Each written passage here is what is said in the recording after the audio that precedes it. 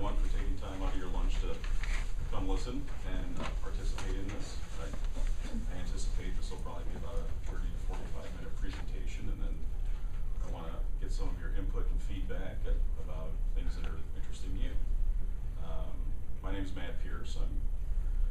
As I'm co-located here at GISS, I'm primarily part of the Office of Education for the Goddard Space Flight Center up here to support the initiatives of GISS, which makes things kind of different and unique in this community, but it also provides us with some interesting opportunities as well. So what I'd like to do today is kind of give you a framework of what the Office of Education looks like, how we try to organize and do business, share with you our current education portfolio here at GISS, and then invite as many of you that are interested to participate in developing some future education initiatives as well. As many of you know, part of NASA's strategic objective is to support STEM education.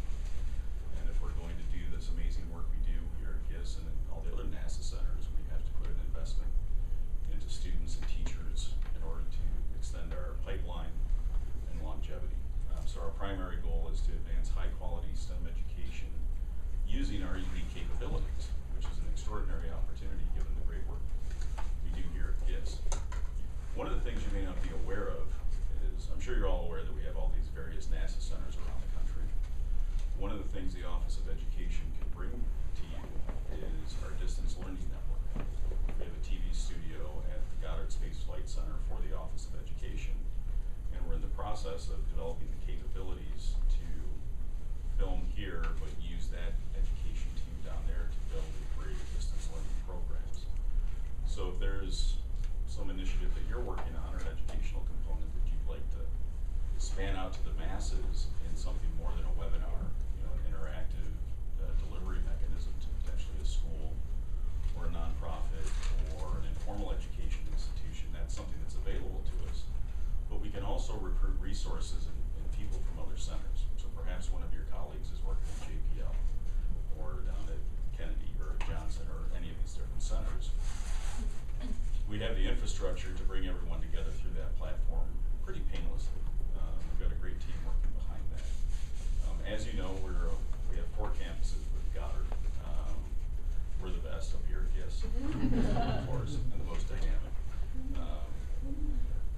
But my team's office is down at the Goddard Space Flight Center, and we've got a big team down there led by Dr. Bob Gabries and Dean Kern to really help and support education efforts across each of these 4 campuses at Wallops, GISS, IVB, and Goddard Space Flight Center.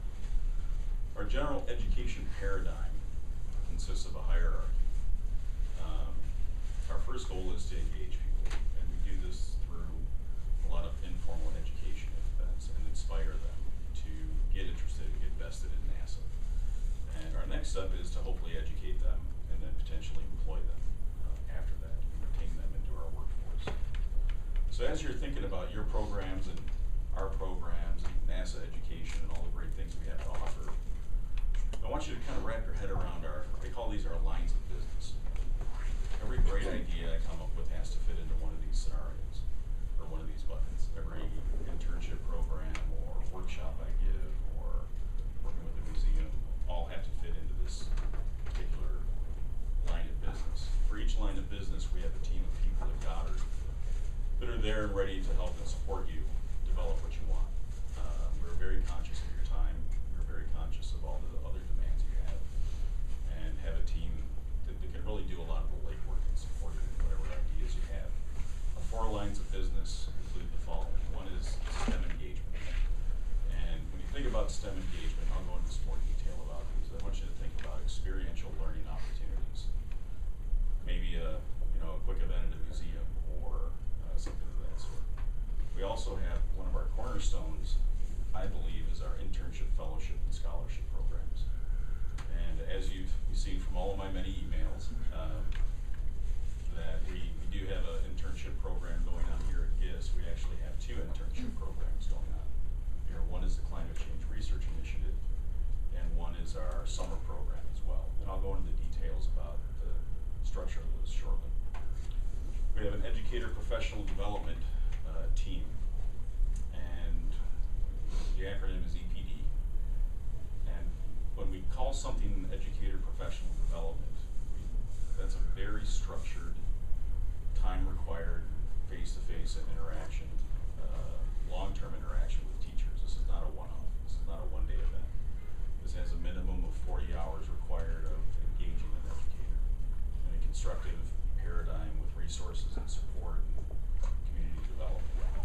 we also have institutional engagement. How do we bring together and leverage partners to both support them, but also try and get them to support us in our different programs? So as we think about STEM engagement, we have, we're really focusing out on public education audiences and schools. These aren't limitations, these are just soft categories. The essence of it is in the public education audiences, you may have seen things at last spring at the World Science Festival, where we went down and some of us put on different booths and exhibitions, and NASA was all over town. I had a lot of fun running from one event to the next. I got more exercise that day than I think I ever had. But we also, focus our ideas with STEM engagement as an experiential learning opportunity, where hopefully a student or a community or a parent or a professional get an aha moment related to STEM, where they get an aha moment related to NASA at any level, potentially the elementary or higher level than that. And then another piece that we're working on are STEM challenges. And one of the things that we see emerging in education are challenge events. You may recall last year we worked with a team called Future Engineers, and they created a national challenge that ultimately led to a group of students being able to print a tool on the 3D print a tool on the space station. And we're continuing to work with that organization to expand those types of challenges to affect both formal and non-formal education institutions. And we see a lot of education moving in this direction. We're seeing that STEM education is no longer a one-way delivery mechanism of information. We want to challenge our students, we want to challenge our teachers, and we want them to invent and create and define and solve those real-world big problems. For educator professional development, we focus on 3 types of educators: in-service, those that are in the classroom today; pre-service educators; and informal educators. Now, if you think about a pre-service, that's your typical college student, maybe going to teacher's college, that has yet to enter the classroom formally. An informal educator is an educator at, say, a museum. We work pretty closely with Intrepid and American Museum of Natural History, Cradle of Aviation, to give those teachers some professional development as well. Last year, our initial impact is through our EPD program, is I've been able to affect about 120 educators here in our community through a couple of programs that I'll talk about later, Best in Globe. But when you think about EPD and the impact you can have with a teacher, for every teacher you work with, you affect at least 150 students in the first year. And if you think about 100, that's 15,000. If you work with 100 teachers, you've affected 15,000 students and their community in the first year. And that's an investment I think is well warranted if you had that interest in that design behind it. So we've made some good strides with EPD. Again, our goals with institutional engagement is to really improve our capabilities, and I think this is where GISS has a really unique opportunity. I'm so proud to be here. This is one of the most unique environments I've ever had an opportunity to be in, because of the culture, the way people work, the dynamic partnerships that exist under this roof, and the unique collaborations that go on here. It's really an opportunity to build capacity across a lot of different organizations. The partnerships we have with Columbia, Earth Institute, Vermont, and other organizations in this area really provide us, an all-hands-on-deck approach to really affecting education in a positive way, in a meaningful way that has a big impact. But as we're thinking about institutional engagement, we want to build capacity. We want to expand our reach to not only support them, but kind of bring them into the family, so to speak, and help them achieve our goals as well. There's a tremendous amount of enthusiasm out there about the work you do. There's a tremendous desire that is re-engaging people in the public about not just NASA, but obviously climate change. And it's fun to see that the dialogues shift and the opportunities shift, and people accepting those ideas and wanting to be a part of that. We want to encourage networks and communities. I'll give you one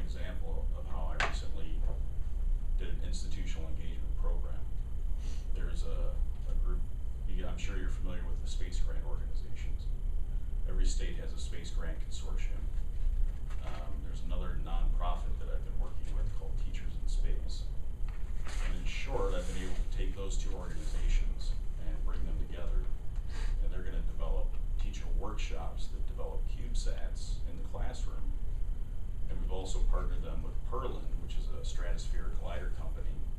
We're going to take those CubeSats and fly them out of Patagonia up to about 90,000 feet. And that data that is acquired in that process, we'll bring it back to GISS, and anybody I can get to take a look at it and evaluate it, contribute to it, and see if there's anything valuable there will be a neat opportunity. At the end of the day, that process was about bringing organizations together. And each one of those organizations couldn't do that alone. But understanding their assets and their resources and giving that opportunity will affect not only those students, but those teachers as well, and our community.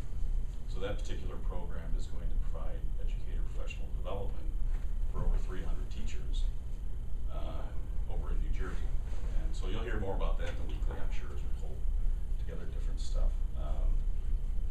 So institutional engagement, it's a fun one. You know, it's kind of a tabula rasa that you know, as you, each of you have a unique network and a unique opportunity and unique partnerships and assets that can really help build dynamic programs. So our internship, fellowship, and scholarship programs. The definition of an internship is a defined 6-week experience for high school students, 8 weeks for a undergrad or a graduate student, and they can extend more than that. Our climate change research initiative is an internship that kind of extends that model to its boundaries. Fellowships are typically a year long, and scholarships come out independently for students as well.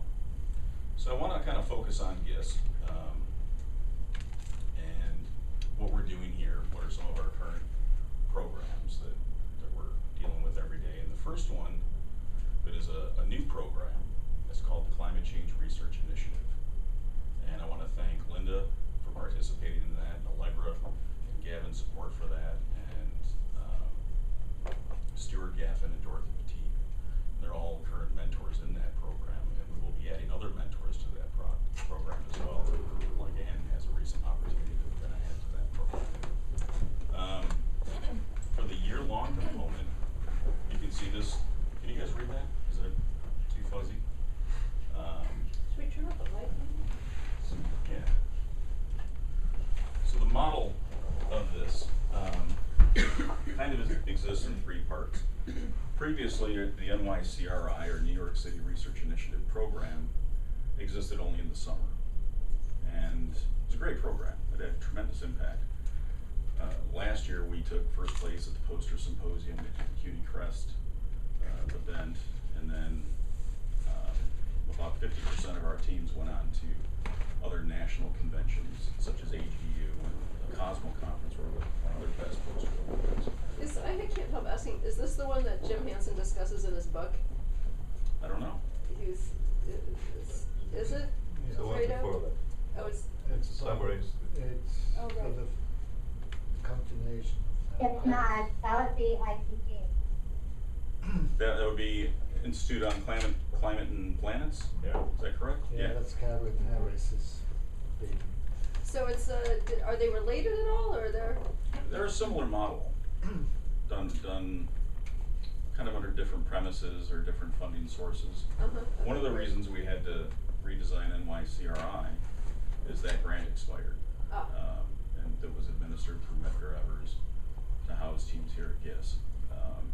So when that grant ran out, we created a new program with a little bit of different flavor to it, and extended it. So it exists as of right now as a year-long program.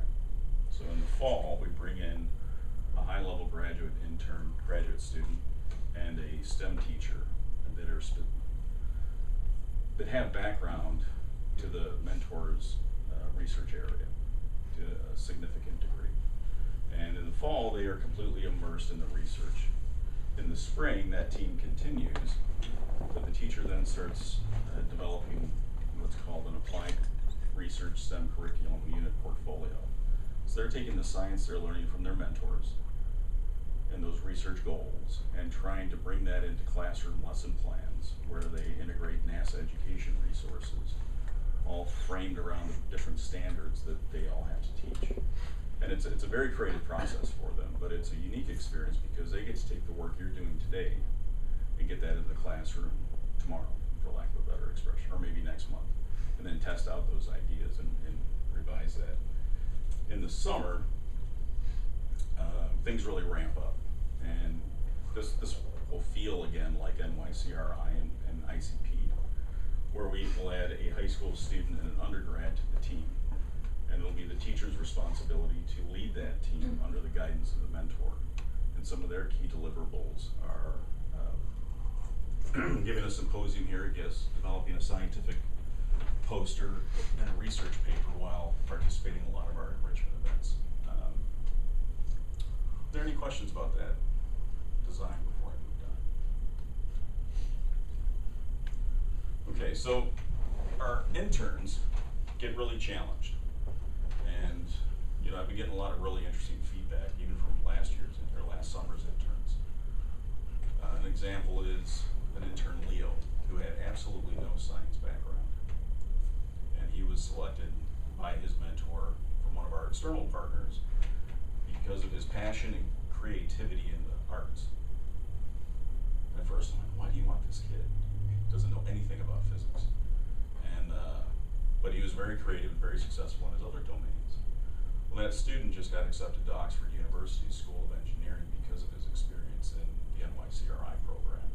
And it took that student's creative aspect and ambitions and passions and directed it in the STEM direction, where he's obviously very proud for getting into Oxford and getting a Fulbright scholarship, but it had some significant impact.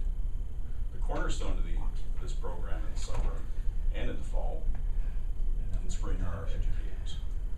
It's a, you know, if you invest in a teacher, you've invested in a generation of students. When you think about how you can impact a classroom, and again, your time is obviously limited. And I'll tell you from my personal experience, years ago I was able to participate in a program like this, and because of the support of some high-level scientists and some great mentors in NASA, it completely transformed the school I was working in. It completely transformed my students' perceptions of even considering careers in sciences or technology or engineering or math, because it gave them an opportunity to, one, believe in themselves, and two, create those associations where they had a direct pipeline to NASA. And it really works. In terms of our CCRI deliverables, the left box you can see is our team structure. Our mentors, our grad students, our teacher, researcher, our undergrad, and the high school student. In the middle box, these are the key things we deliver by the end of the program. The portfolio, which we already discussed, which includes that scientific research paper that the grad student and the teacher have already started developing. The PowerPoint that gives a summary of the research they've done over the year as a team. They're at a minimum creating 5 integrated lesson plans that will bring your work to the classroom. And they're also doing community outreach events, the teachers are, and the graduate intern. They're gonna go out during the spring to their local community. Maybe it's their school, maybe it's a museum, maybe it's their church. It's wherever they feel comfortable doing a community outreach event that's easy and accessible to them. And they're gonna talk about the great work you're doing here at GISS, and also, you know, bring those NASA education resources to that community and try to build a culture of community around them.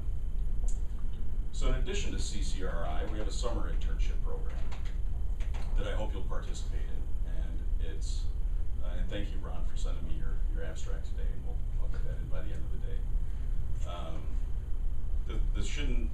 This doesn't follow the same structure that the CCRI program does. You get to pick what type of intern you want to have.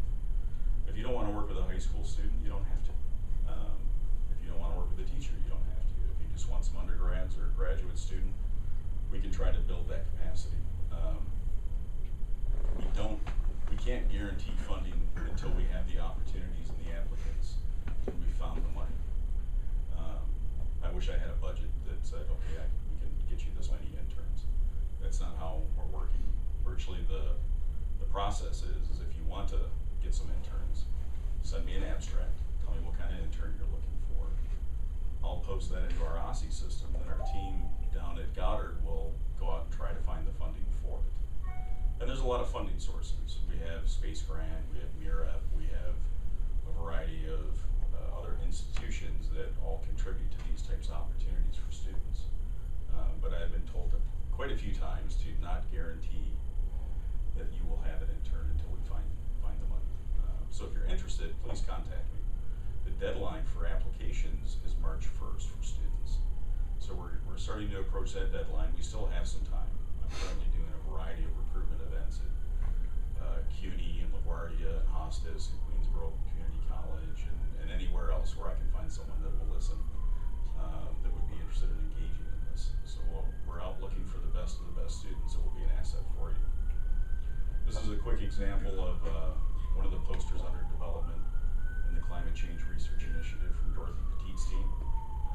Posters are a deliverable for each team that has to be developed, and then those posters will go on and compete at the CUNY Crest STEM Symposium. All right. Now, for high school students, one of the things that I'm sure you've experienced, and I know you've experienced this, and you're working with some students, and Well, bust John, really. we always get those emails from high school kids or schools or teachers asking, hey, can I bring a kid to GISS? And I know everyone here has a part of it, they want to help, inherently. And initially, we didn't have a capacity to create a program to do that. So after talking with the folks down at Greenbelt quite a bit, and SMD, the program was developed to meet that issue. And in short, this is called the AREP, another acronym, Applied or Academic Research Experience. When was this developed? At SMD, it was developed, I think 2 years ago. And we've modified it a bit to fit the needs here at GISS, to give us the opportunity of this capacity. And the idea behind this is, at least having a pathway for students to get here, if they're of high caliber, of high interest, and the program supports that. So, and generally this works, students have to be 16 years of age, they have to be a U.S. citizen, they have to have a 3.0, they have to be, before they come to us, they have to be accepted into a research experience program at their school. And I don't know how many of you have dealt with schools in the past, but usually there's a school to career program or a STEM coordinator or some type of extension beyond the normal classroom where they're in a research type program. What NASA wants is that we have that program's endorsement and recommendation. We want to vet the students through that process first before we consider them. And the general structure is they need to be on site for a minimum of 3 half days a week. And that can be in the morning, it can be in the afternoon. If 2 days and 15 hours a week work for you and that structure works better, I'm sure we can be flexible with that paradigm. And generally how they apply is they have to submit a letter of interest saying what their research interest is and propose an experiment that they're interested in studying. I then try and find people who are interested here at GISS that have the time, effort, and energy to support that. And if you do, and that's a student that's valuable to you, then we can facilitate that to happen. We really don't want to swing the doors open and say, hey, everybody that's in high school that thinks NASA is cool, come on in. Because they may not have even developed the interest yet for that type of program. But there are great students out there that can work with you and get school credit towards what they're doing right now. And this would be the way to do that. So if you're in contact with students that you're working with, or you know of a teacher or a program that are currently running these types of programs, just send them to me and I'll get them aligned in the appropriate spot. The hope is if we get a student in a program like this early, that will then eventually lead to them applying to our internship programs.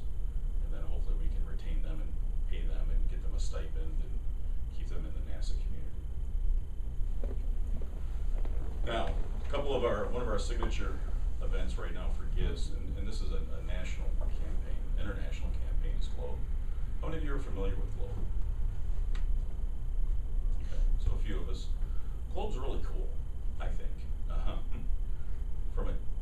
standpoint, from a science standpoint, and how to implement some really dynamic work in the classroom related to climate change. In short, GLOBE is a international database that students in classrooms from around the world can go make basic measurements. They can measure precipitation, they can measure soil moisture, they can measure barometric pressures, and then upload that to a database. And there's a lot of neat experiments that go on in the classroom relative to that. Many schools get weather stations that are constantly uploading data to the various mainframe. So we've got over 22,000 schools that are currently active in GLOBE. I've recently coordinated 20 schools here in New York City to get GLOBE training, and we just completed that training. And that's a group of schools in the DOE that I'm going to continue to work with to funnel STEM education, climate change resources, NASA science. But they've all been selected because of their environmental demographics. We have some that are very much central to Manhattan, and others that are out on the periphery, some of that are out in Jamaica Bay, some are that are on the far side of Queens. And the idea of that design was, you know, we can not only affect the New York City area, but the data that comes out of that will give us a sense of what's happening in the different ecological areas. This particular, another extension of GLOBE is in dovetailing the announcement of today that we're, you know, another hottest year on record. We have an education campaign going through GLOBE where we're going to reach out to all GLOBE schools to take El Nino event measurements. So if there's a big El Nino event, like a 60 degree day in January in New York City, we want all the schools and students to go out and take a measurement, and we're going to compile that and turn that into a national science fair. But that's something that's still in the process of development. Typically, GLOBE training is about a 3-day workshop. It's intensive. We had one here, and then shared that with Intrepid, where the teachers came on site here for a couple of days. Then we went to Intrepid for a couple of days. They got over $700 worth of equipment to implement the different labs in the classroom, and are now all fully vested and participating in that program. On an elementary level for Educator PD, we have BEST, Beginning Engineering, Science, and Technology. And this is fun science. We have some kits downstairs that if you have a teacher that's interested in learning this, I can check out a kit to them. But this is one of those experiences where you bring a box of materials to a group of elementary students, throw these materials on the table and say, build me a spaceship. Or let's build a mission to Mars, or let's build a lunar rover. Let's build a satellite that's going to orbit Earth. Let's build a propulsion system. And they, as an interdependent collaborative team, have to work together with all the different materials we gave them to engineer those premises and then test them. And that's the fun part, when they start trying to launch their rockets, when they start trying to, you know, drive their different rovers through different characteristics, you really see a tremendous amount of enthusiasm. And one of the things I really like about this program is you don't have to be a great mathematician to do it. It brings that fun and collaboration of engineering and design without challenging those kids in such a way that they're frightened of it. They do the math after, as their spaceships start falling apart, then they start bringing in the mathematics. As their very creative satellites with wings and rubber bands and balloons and all those neat things and propulsion systems don't do what they want, then they start bringing in those STEM disciplines to support those kids. It's a lot of fun. We've had a lot of success with that. So since I've come on board, we've developed and strengthened relationships with all of these organizations. Our last year's internship program was about 45% funded from a little piece of each of these organizations in one fashion or the other. We had enrichment events at American Museum of Natural History for our interns, Intrepid, and also the New York City Center for Space Science Education, where our interns and educators got to go simulate space missions for a day, work in flight testing laboratories, and do some really neat engagement. But the overall impact of what we've done so far wouldn't have been able to happen without our partners. And so we're trying to continue to strengthen those relationships and build more partnerships to support our students. All right. area. So kind of, and looking back, I think we're off to a great start at getting a GISS education program underway. And looking forward, one of the things I'd like to do and have been tasked to do is define a GISS education portfolio. And that's going to be a unique experience because of the dynamic community we have here. There are amazing things going on all over GISS that I find out every day. For example, you know, some of you are going out to AM&H and teaching an astronomy class there. The GCM project affects and impacts a tremendous amount of teachers. We have connections and programs that are very extensive. We recently went with Gavin down to MoMath and developed a really strong math encounters presentation that'll be broadcast on their website and also on a DVD where he's talking about the great work that he's done and what we're doing here at GISS. So what I'd like to do is invite all of you and anybody that's interested, when and if you're doing something or you have a program that you're working in, and if you want to collaborate with me on developing this portfolio, I'd truly appreciate your input. I mean, it's easy for me to write down what I know is going on, but I'm not all of GISS, which is very clear. GISS is a really unique institution, and the ultimate goal of this is it's not an auditing process by any means. The goal is that we can define what we're doing here in order to garner more support and funding to expand the programs that are here and collaborate and share resources either with ourselves or with our partners. So I'd encourage you to invite any and all of you and anybody that's interested in that to jump in. I'd also like to form an education council or group or whatever the title is, or advisory committee or something like that, for all of us that have a vested interest in education to come around the table here at GISS and just talk about what we're doing and maybe what grants are out there or what great dynamic ideas we have about how things ought to be. One of the things we're doing in the Office of Education is we're going through a process where we're trying to define and envision what NASA's education role should be by 2020. So we're having dialogues and events with national leaders about STEM education and hearing all their opinions and studies and ideas and about where we're going in education. And there's some really unique changes happening. I'm excited about the changes that are coming to education. I'm excited that the No Child Left Behind Act is, we're not past that threshold, for lack of a better term. And we now have new, unique opportunities. And one of the things that's really standing out in all of these conversations that we've been having is the power and impact that you have to impact education. As we know, I mean, students remember what they do. They remember the relationships that they form with people like yourselves.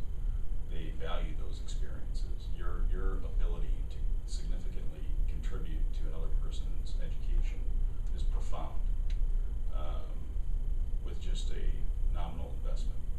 So as we're thinking about the future of education, and if you'd like to me to schedule those types of meetings, maybe once a month or bi-monthly or quarterly, depending on what our interest in, I'd really like to invite everyone to jump in, participate, and work together as a community. That's about it. One of the reasons I have this picture here is that was me a long time ago now.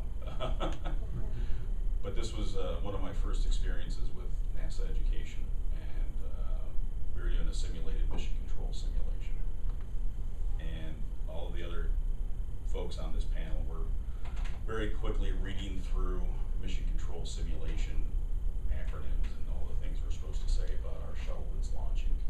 And this was done at Space Camp. And you would be surprised at the impact that my experience in that had on a local high school classroom on the other side of the country. Because when students and teachers have an opportunity to experience what's happening here, it transforms their perception. And I have a little more hair, so that was a fun one to represent. All right, so and if there's any way I can help any of you with any education efforts, please don't hesitate to reach out to me. If you want to participate in our internship program, shoot me a note.